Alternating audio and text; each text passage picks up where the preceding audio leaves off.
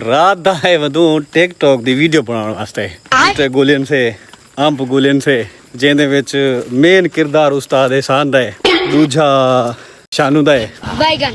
ਜਿਹੜਾ ਸ਼ਾਨੂ ਦਾ ਕਿਰਦਾਰ ਹੈ ਤੁਸੀਂ ਟਿਕਟੌਕ ਤੇ ਜਿੰਨੇ ਵੀਡੀਓ ਦੇਖੋ ਬਰਾਏ ਮਿਹਰਬਾਨੀ ਕਮੈਂਟ ਲਾਜ਼ਮੀ ਕਰਨੇ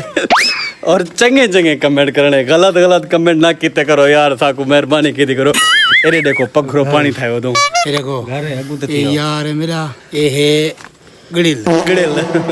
बदे डरिया थे बोला जने मेरे यार इडे उडे था मेरे को एक दफा लड़ पे लगा खड़ा मैं आखे मेरे को आई वाल हेठ